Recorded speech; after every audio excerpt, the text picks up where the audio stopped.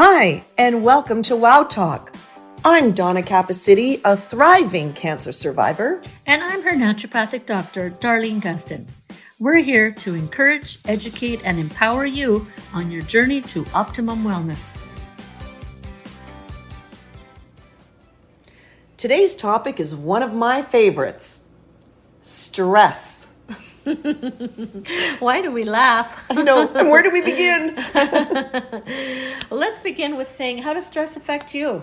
Oh my, I'll tell you right away, I feel the heart start to race. I get butterflies in my stomach. I feel a terrible sense of dread.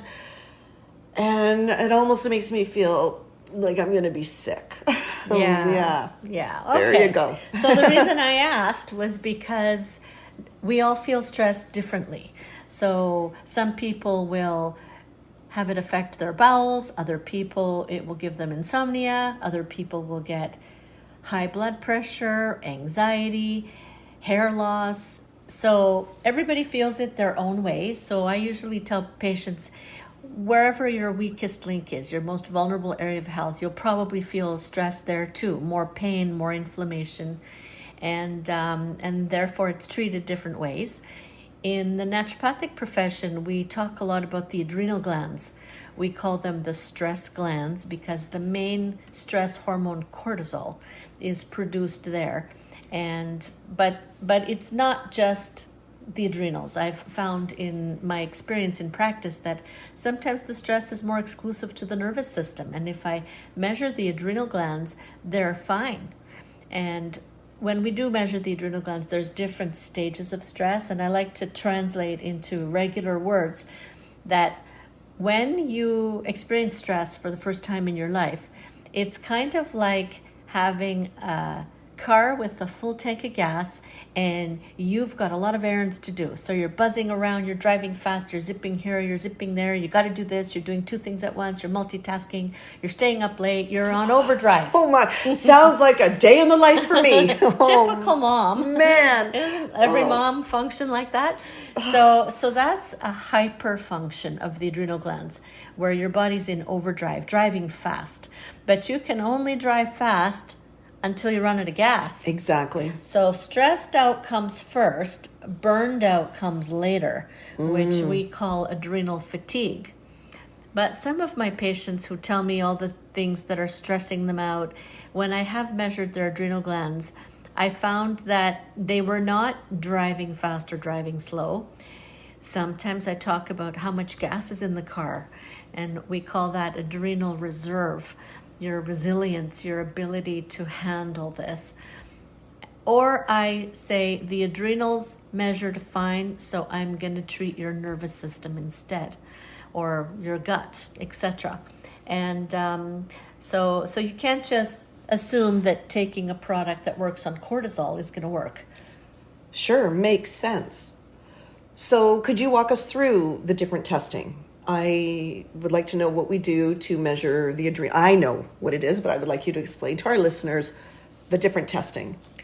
So for the adrenals, I have an in-office, on-the-spot urine test that just gives me a quick feedback on the pace of the adrenal function. But the ultimate way to measure adrenals is doing 4 saliva samples in one day to see if you have the right amount of cortisol at the right amount on the right time of the day. And there is also now the ability to measure cortisol in a hair analysis. And that would be more like your total cortisol over a 2 to 3 month period that you're spending most of your last couple of months in a state of high cortisol. So there's a few different ways to measure stress and the adrenals. And of course I measure the blood pressure and the heart rate. I would also look at the eyes, close up on the iris, the colored part of the eye. There are these markings you can get on the eyes that we call stress rings, and they're more to do with the nervous system.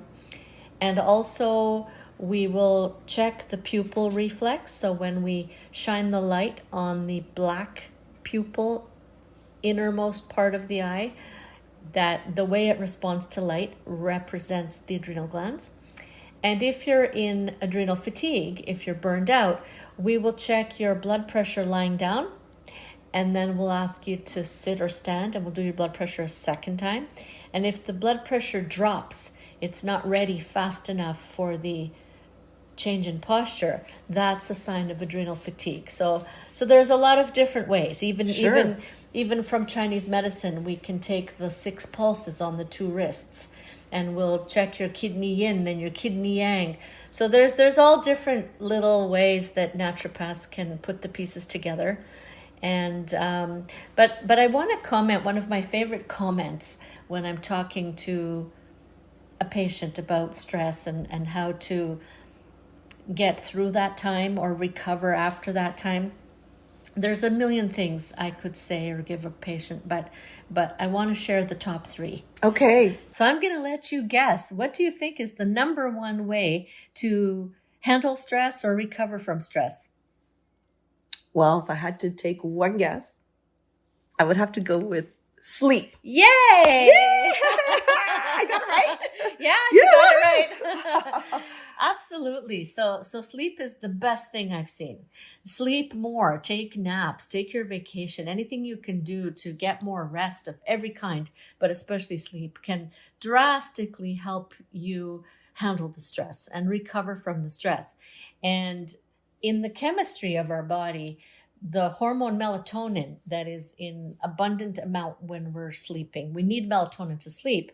It is opposite to cortisol. So when cortisol is high, it naturally increases in the morning to wake you up. But as the day goes by, cortisol is supposed to drop off and be exchanged with melatonin.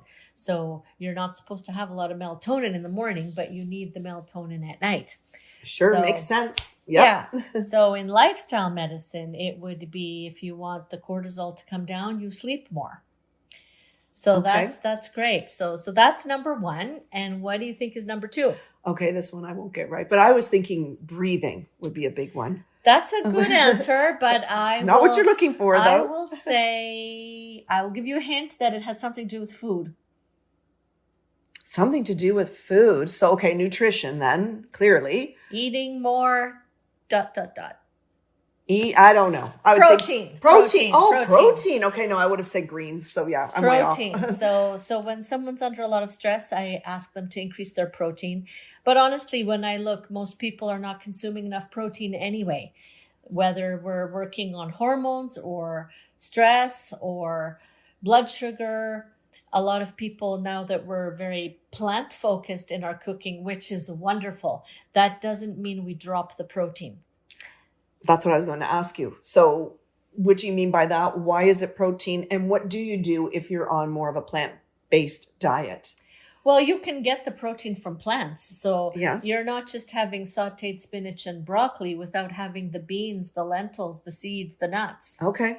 So it's just about making sure it's a balanced meal, but plant-based is fine. And what does the protein do? The protein is digested into amino acids, and amino acids are the building blocks of many neurotransmitters, those chemicals that run the brain. Many of them are calming, and they help with mood and relaxation, etc. And having regular sufficient protein also stabilizes our blood sugar. So we're not riding a roller coaster with our energy, our blood sugar, or our emotional state. So we're Sure. more stable, right? Mm-hmm. So it does a lot of things, but protein's number 2, and there's one more. Well, the third one I would say supplements. No. Okay. Okay, so okay, you got so I two got one out out of of 3. three. I got Two. one out of 3. Okay, one. Okay, that's okay. So the third one is change your thinking Oh, or mindset. okay. So those, in over 30 years of practice, my top 3 stress hacks are get more sleep, get more protein, and change your thinking. So you could do breathing and meditation and prayer to change your thinking. But if you really think about it, it's not the event that stresses you out. It's how you feel about it, Exactly. right? Yes, you are correct. So you could have a row of houses that got burglarized, or a whole neighborhood catches on fire or gets a flood or something super stressful. And not all of those people are suffering the same amount. One person might be happy because they're going to get lots of insurance money and they're going to renovate. That's true. Whereas another person is devastated because that home has been in the family for 3 generations and they just finished their dream reno, right? Yeah. So it's how you feel about it. So putting a realistic, balanced mindset and then growing that into a positive growth mindset is paramount. So it's all in the perspective. It is. And there's ways to help you change your thinking. And you could use different things like affirmations. I mentioned prayer. You could have journaling. So you want to release the negative emotions, replace them with the positive emotions. And it matters a lot. You could do tapping or emotional freedom technique or body talk. So you can do these things yourself at home, or you could go see a practitioner to help you with various healing methods that can help you with that mindset.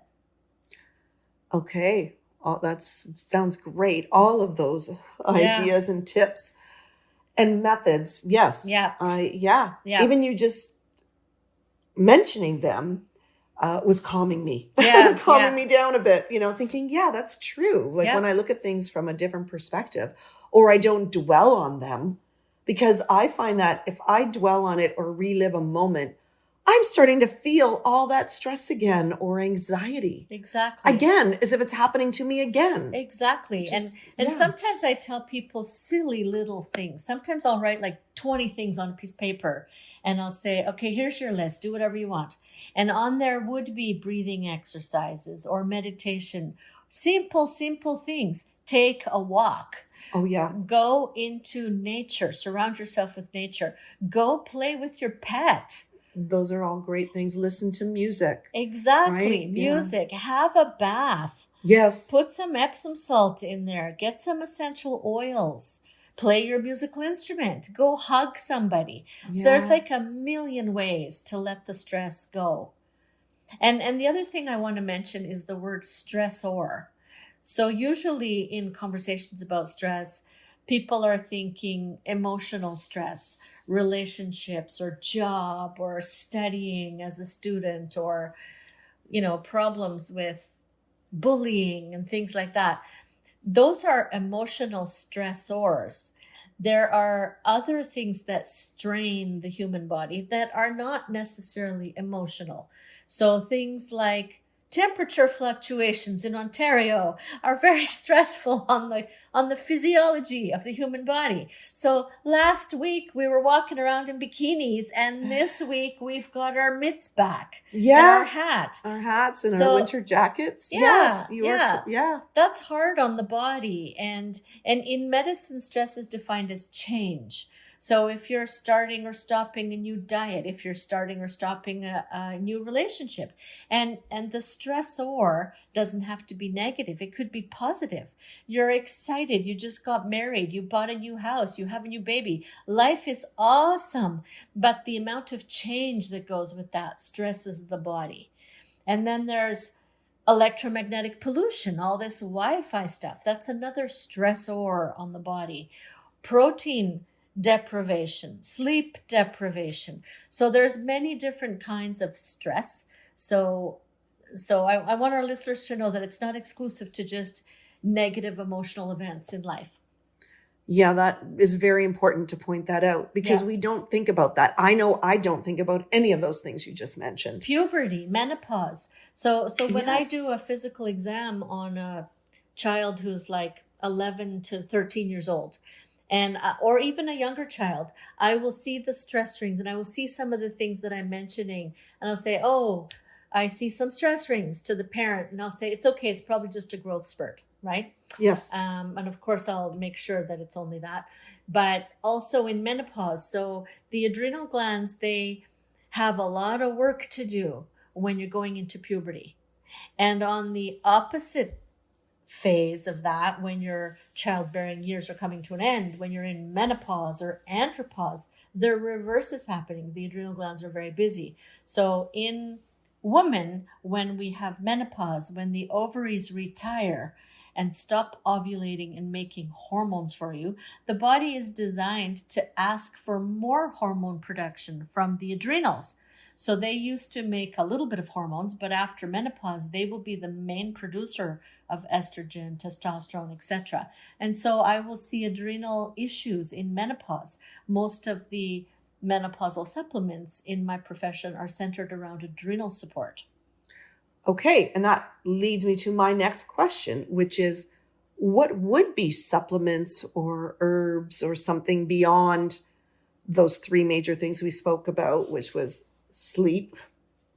What was the second one again? Hold on. Oh, protein, more protein, and then change your thinking. Perfect. Thank you. Perfect. So there's many supplements. Some of them are focused on bringing cortisol down. I also like to recommend a lot of teas as well. Nothing like a nice little cup of lemon balm tea to balance your neurotransmitters, or chamomile tea.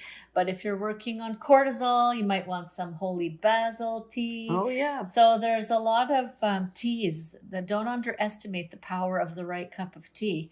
But when we're under stress, that is emotional stress or academic stress, or there's just a lot on your plate, you're handling a lot. If you're a business owner and a mom and having a relationship issue somewhere in your life, when you're thinking about all that, your brain is consuming exaggerated amounts of B vitamins. So with emotional stress, I often recommend B complex vitamins. Mm-hmm. Each one is a little different, but B complex has you covered, and that will help with energy and mental function, memory, mood, focus, concentration. So that's a pretty popular one. And that I usually give towards the beginning of the day, because that's when you want the energy to put in a good day. But when the stress has been more long-term, it'll burn up all your magnesium. And magnesium is a very common deficiency. And I would guess about 80% of my practice, I find on testing that my patients are deficient in magnesium. And I give the magnesium more at the end of the day, because magnesium is more of a calming mineral. And it's usually prescribed with calcium based on how the hair test shows me. And that would help a person who the stress is affecting them with their sleep quality, sleep duration, blood pressure, muscle cramps, menstrual cramps, depression. So magnesium, those are the two favorites. But there was something really interesting that I learned about vitamin C a few years ago, and I was shocked and appalled that I could be a naturopath for this many decades and I didn't know this one little piece of information that was such a big deal to me. And I heard that 95% of the vitamin C in the body is stored in your adrenal glands. And I historically had not been using vitamin C that much for stress. But now when I see that the stress is affecting someone's immunity, or they are bruising easily, I'm looking for vitamin C deficiency more often now in my stressed out patients.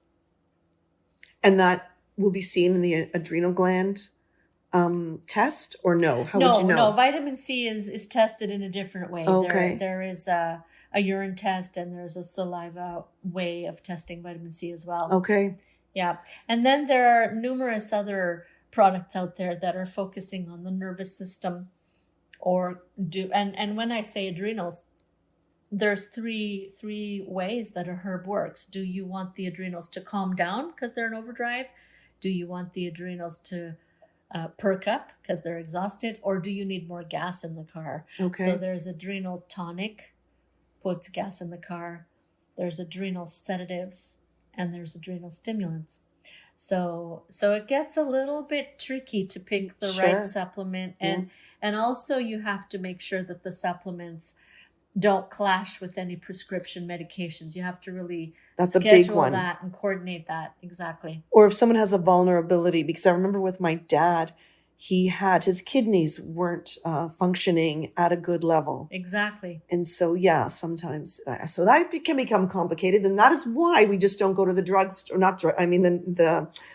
like a natural store or health food store. That's the word I'm looking for. Yeah. And just pick out our own supplements, thinking that fine, we can just take them without having the advice from our naturopath. Thank you. Yeah. Thank you. So anyway, wow. Thank you so much. I learned a ton more. I already thought I knew everything about stress. Clearly I did not. I hardly knew anything. That's okay. And, you passed the quiz at the end. At the end. Yes. Yeah. Anything else we should add though? No, I think that's good. I enjoyed that. So many of my comments, I could have a whole other podcast on the nervous system or the blood pressure or how do you sleep better. So if we go back to my favorite comment, number one way to combat stress is get more sleep. What if you can't? So maybe our next podcast will be on how to get a good night's sleep. All right. So that's what we're going to do next. So unless you guys reach out to us and give us a suggestion for what you would like to hear us talk about next. So thank you for listening. Yes, thank you so much. And bye for now. Bye.